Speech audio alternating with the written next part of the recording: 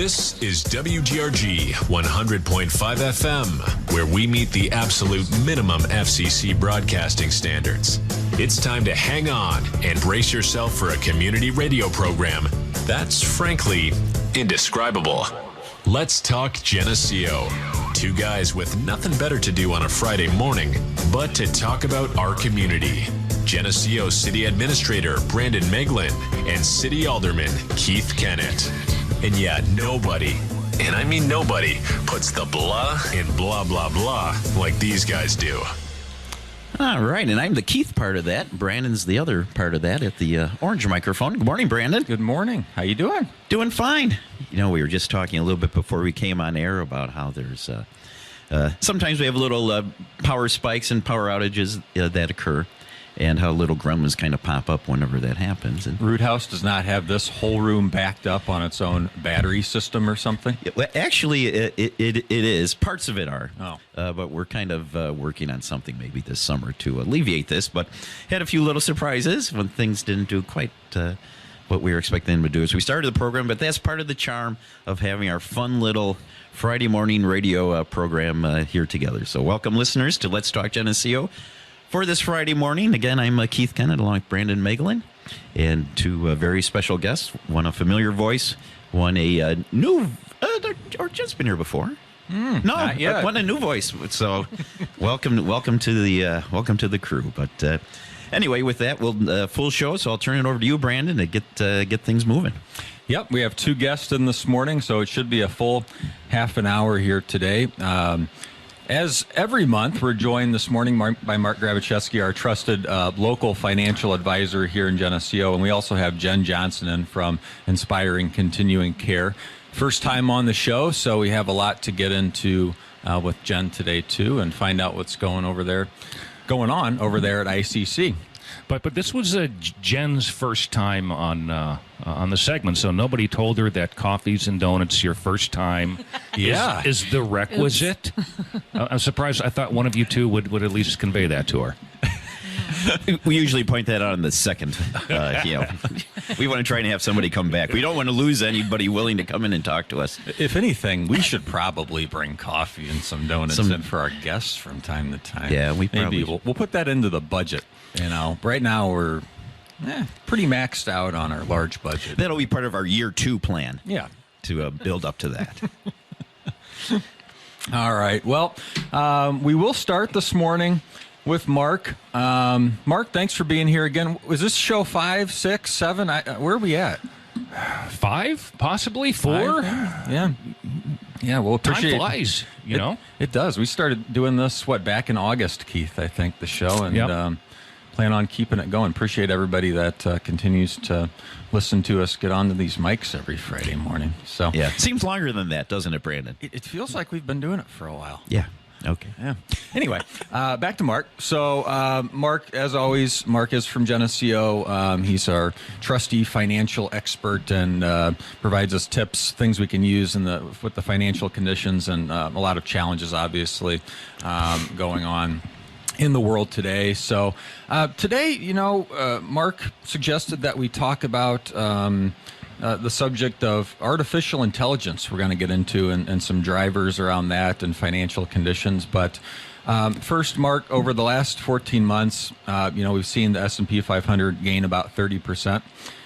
Much of that surge in the stock market has come from Wall Street's excitement over artificial intelligence. What is driving all this, and what exactly is artificial intelligence for those who may not know?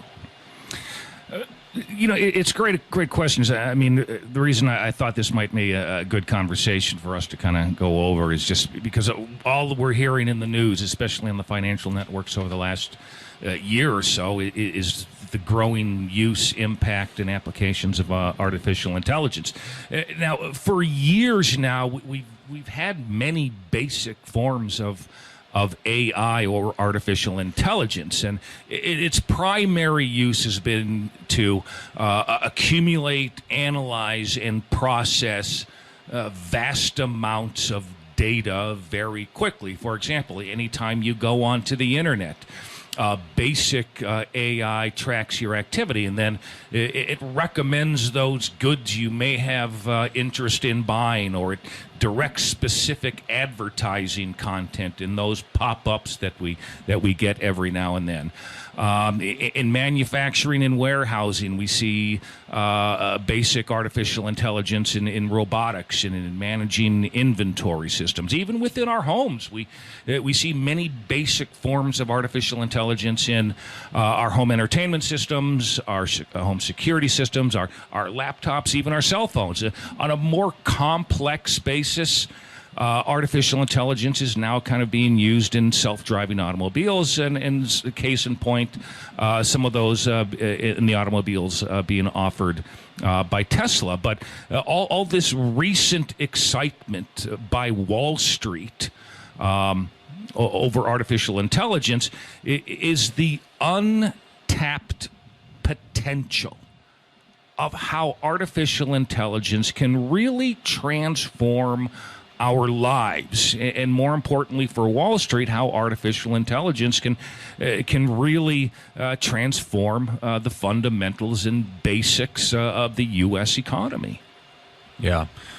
Before we went on air, too, I mentioned to Mark that I had been in a conference last week and sat through a seminar on AI and how it kind of applies to local government, what it's going to mean to local government policies, procedures, things of that nature.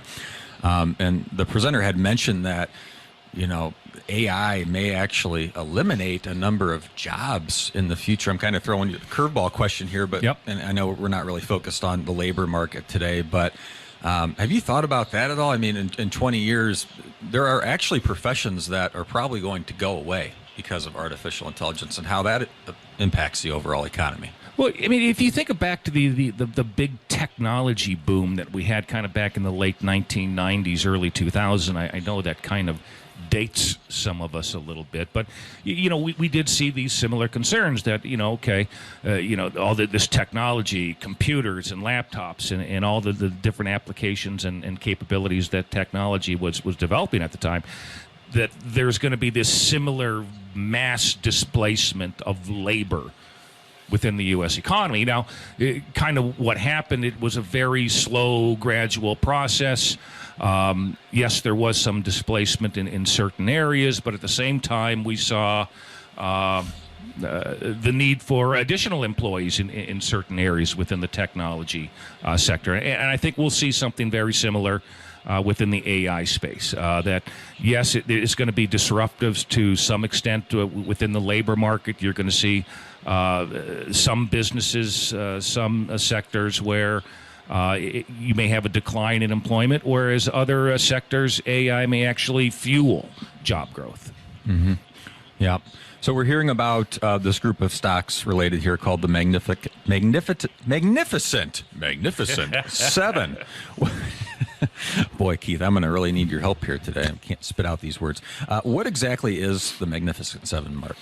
The Magnificent Seven, and you got to agree, it is a catchy name for stocks. The Magnificent Seven is the name given to the stocks of 7 companies that were, again, the primary driver to last year's surge or rally in the stock market. And I want to make sure I get these 7 right.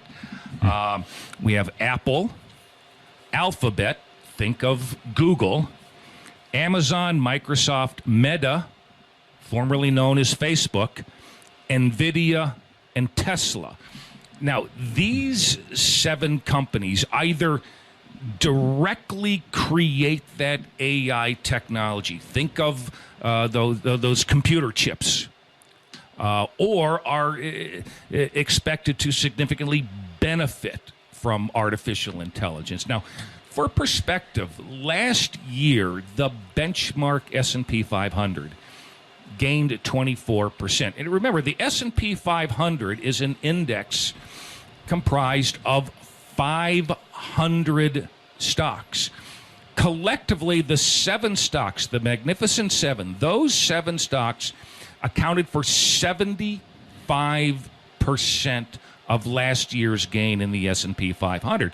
Now, a little bit more perspective, the stock of NVIDIA last year gained 239%. Meta, that stock, again, formerly known as Facebook, that gained almost 200%. And right now, and the key phrase being right now, Wall Street believes those 7 companies are kind of your de facto leaders within that artificial intelligence sector. Yeah. So is it too late for those of us that do invest? Is it a good time to get in on these, or are we too late to the game? Well, again, my crystal ball is in the shop here. I would caution, be careful. Case in point, obviously Tesla is one of those Magnificent 7 stocks. So far this year, and we're only 6 weeks or 7 weeks into the year so far, Tesla's stock has declined 20%. So these AI stocks are very volatile. Kind of my perspective on all of this investing in AI stocks, and I kind of want to go back to that tech boom bust that again we saw back in the late 1990s, early 2000s. Back then, I was a trader on the floor of the Chicago Board Options Exchange, and I saw firsthand this exuberance over technology stocks. Back then, everybody was buying stocks. Any company remotely related to technology or had the word .com in it. And, for literally a year and a half, investors were willing to pay these exorbitant prices. And I think there's going to be something very similar to in AI, but after about a year and a half of that tech boom in the late 1990s, what we saw on Wall Street was this consolidation of all the technology companies, all the technology stocks. And kind of what I mean by that is Wall Street said, okay, this group here, these are the main players within the technology sector. Okay, the second group over here, okay, these are solid companies. They've got some decent products. We'll keep our eye on them. But the vast majority of the other companies that saw their stock rose, most of those companies, their stock ended up plummeting, and many of those companies ended up going bankrupt. And in my opinion, I think you're going to see a similar consolidation down the road amongst AI-related stocks. In other words, at some point down the road, whether it's 2 months, whether it's 2 years, I think Wall Street is going to have that similar consolidation process where it's going to be like, okay, these are the major players. These are some companies that, they've got some good products. We'll keep our eye on them. But I think a lot of the companies that are trading at these exorbitant prices are in for a big correction. So be careful. Go in cautiously. Yes. That's the tip today. Okay. Well, thank you, Mark, as always, for joining us. I know that you'll probably have some input into things going on with Inspire Continuing Care, maybe some hard-hitting questions for Jen here, too. Absolutely. So, with that, we'll switch gears to Jen Johnson with Inspire and Continuing Care. Thank you very much for being here today, Jen. You are the director of the organization. Correct. So why don't we start by, if you can kind of introduce what ICC is and who it serves, and a little bit about your backstory establishing this organization. Sure. So Inspire Continuing Care is a community day program for young adults in our community who have aged out of mostly the Geneseo school system. Most of our participants were attendees here at GHS. We began to notice that there were no post-high school services for young adults with special needs in our community. There are some within Henry County, but none specifically here in Geneseo. And the goal was to establish something that allowed them to remain involved in the community they grew up in, interacting with friends they knew from school, adults they knew in the community as they enter their adult life. So that was the goal and the mission. We operate out of the Vic building at State and North. And we are a year-round program. We're there long days from 7:30 a.m. to 5 o'clock p.m. And yeah, that's a little big picture of who we are. Yeah.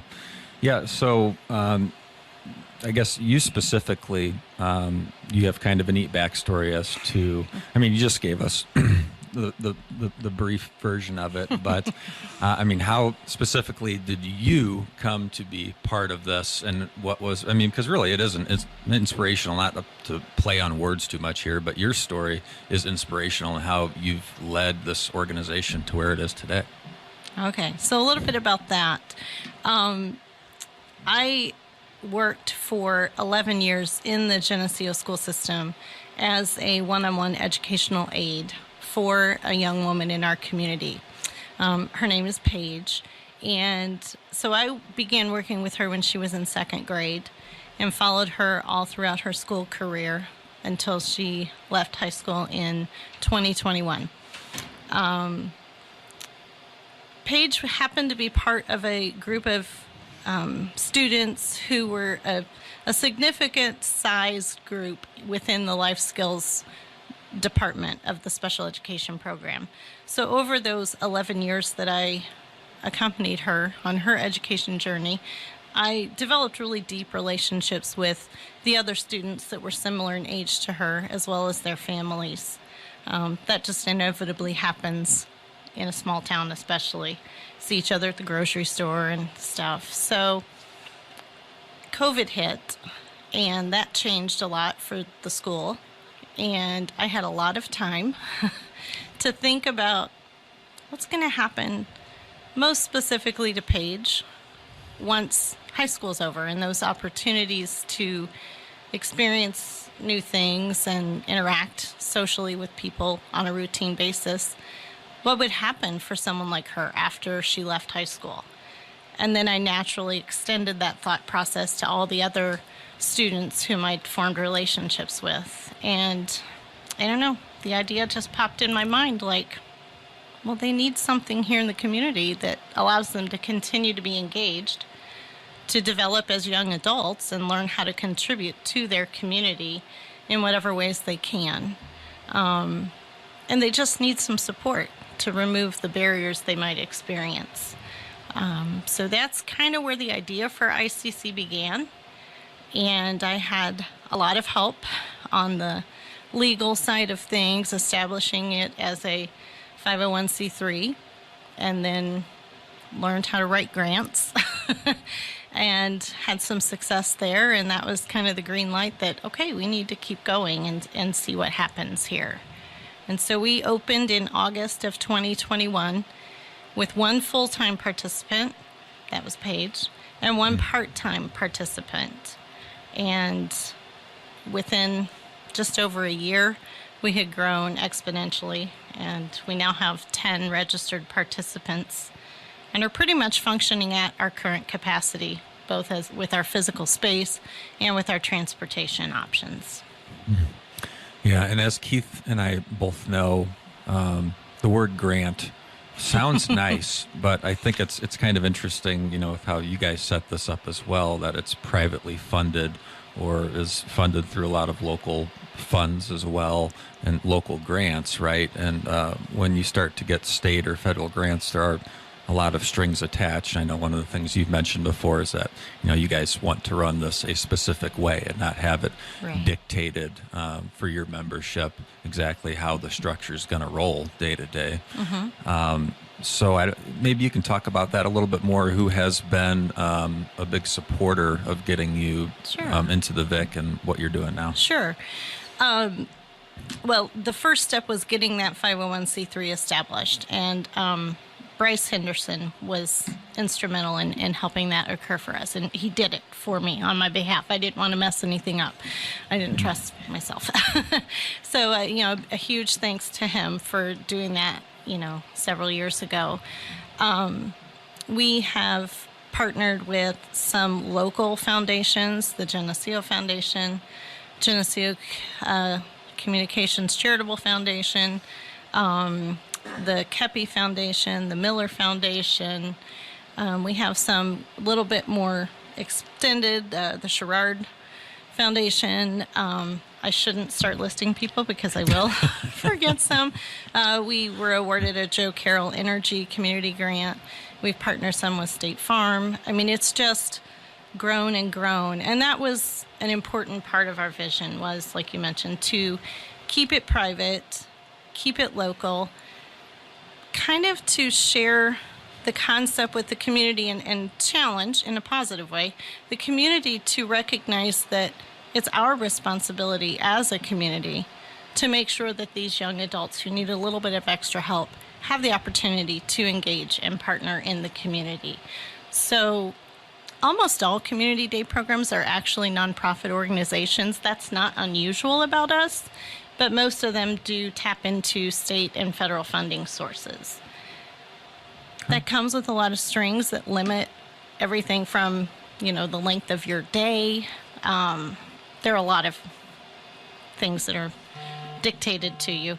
And that's great if that's what works for you. We just wanted the autonomy to be flexible and provide what our community specifically needs. So we have a great foundation of grants, donors, local businesses, local individuals, and also our participants do pay a tuition, a privately paid tuition.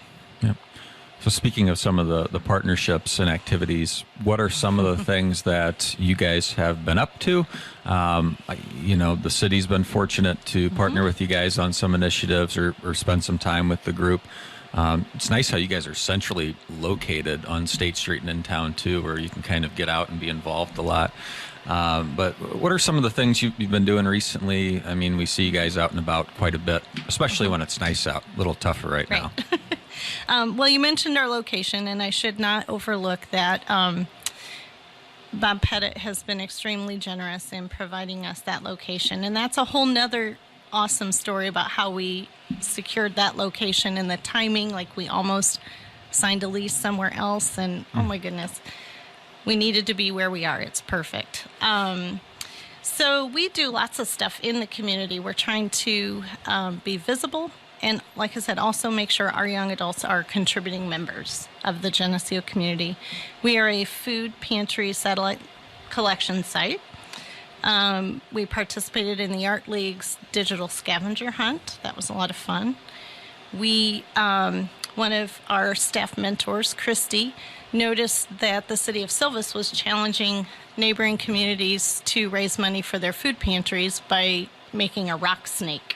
And so last summer we invited Geneseo to come and paint a rock, and we made a massive rock snake that was 107 feet long, 472 individual painted rocks, and we raised over $1,000 for the Geneseo Food Pantry's back to school program. We do deliveries to the local schools. We get beverages from Casey's and deliver to them. We've attended the Chamber of Commerce dinner a couple of years now. We make sure that a combination of our board members, our staff members, and our participants get to be at that event. I could go on and on. We water the ferns for the Geneseo Historical Museum. We've just really looked for all sorts of ways to be involved. Yeah. And this is probably a good time. Last year we partnered with, the city partnered with ICC to create a community calendar, which I have in front of me. I'm looking at it right now. This kind of started, yeah, there you go, Keith. You don't have one yet. And I brought one for Mark, too. Yep. Jen has plenty.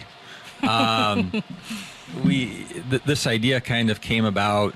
A couple of people had asked Garrett Griswold, our IT director at City Hall. He started doing these beautiful seasonal drone shots across town, and can we purchase city pictures? Or it's like, no, they're free. Get them on the Facebook page or the website. But they're like, yeah. What about a calendar? It's like, oh, this is an interesting idea. How about a calendar? And so we expanded that conversation to Jen and ICC and came up with this partnership where a number of local businesses funded printing these calendars, and then participants at ICC went out and sold them. We sold a few at City Hall, Chamber of Commerce, and we ended up raising for this project $2,285. So we have the check here today and want to pass that along to ICC, and it really was your guys' work that did this. But I want to thank Garrett, our IT director, for gathering the photos, putting together the pictures, designing the calendar online. The businesses that each sponsored a month within the calendar, want to thank them: Central Bank, Glassman Professional Detailing, Caffeine and Carbs, Lehman's Bar and Grill, Nosh Good Mood Food, Catherine Rothschild CPA, Bethany Winkleman State Farm, Hazelwood Homes, Hanford Insurance, Locomotive, Jim Nyland Photography, and Geneseo Brewing Company. All really great businesses here in Geneseo that helped us out with this project. So we hope that those funds go to help some of these things in the future. Yes, thank you very much. It was a great opportunity, again, for our participants to engage with the community. They sat at the booth, the Chamber of Commerce booth, or the city booth at several city events and sold calendars themselves. So that was great. Yep. Hopefully there's more partnership to come in the future between the city and ICC.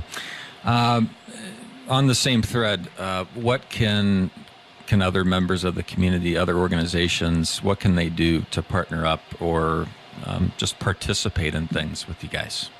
Well, I would say the best thing to do is just to stop by, visit us, drop some things off for the food pantry. I will give you a little tip. If you drive by the Vic building and our bus is not in the parking lot, we are not there.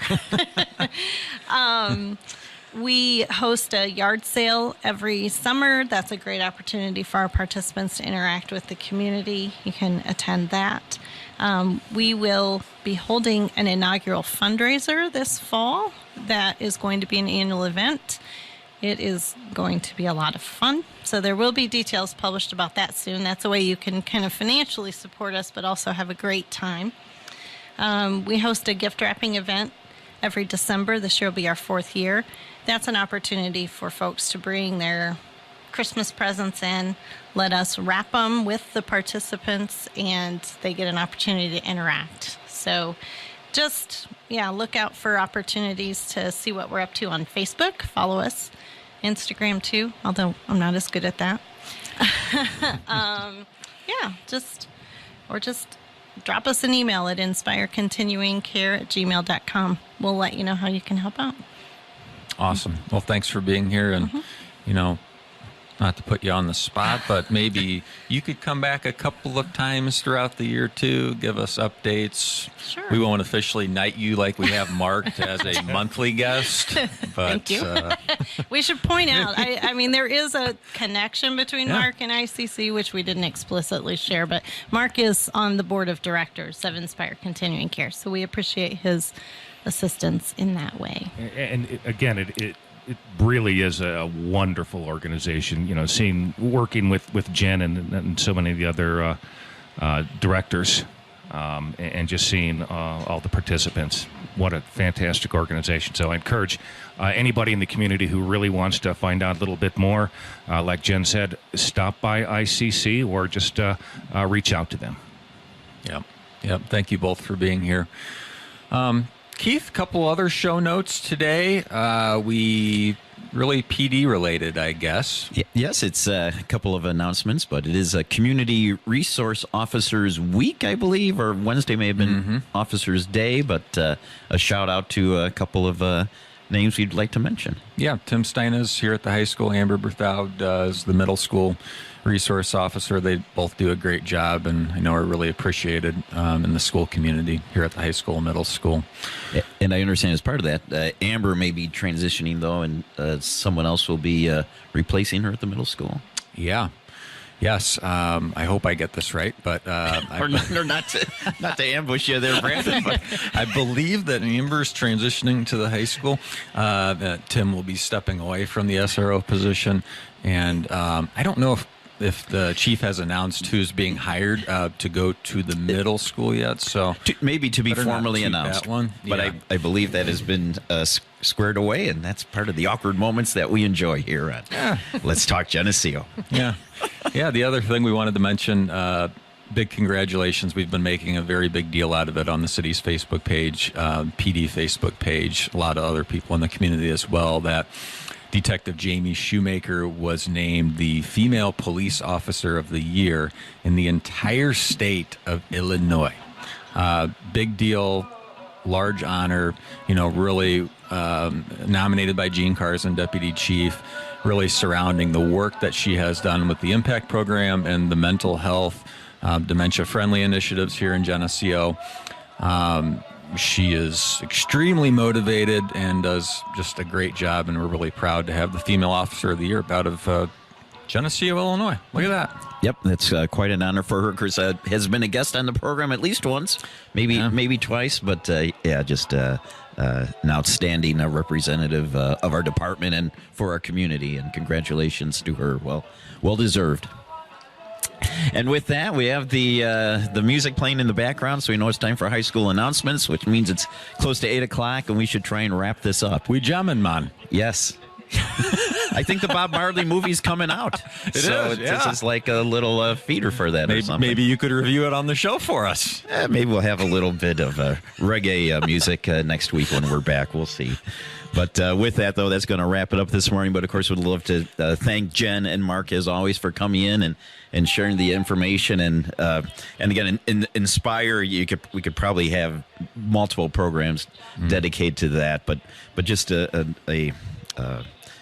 another resource our community has because of people willing to volunteer and get involved in businesses. And, you mentioned Bob Pettit and there's all sorts of names you can mention about these kind of people behind the scenes that just are part of the goo that makes everything work. But what a wonderful opportunity for, to serve that need here in our community. So great hearing about that, and anything you can do to help support Inspire would always be appreciated. And I think most of you know that they're in the not the old library building, but the old library building.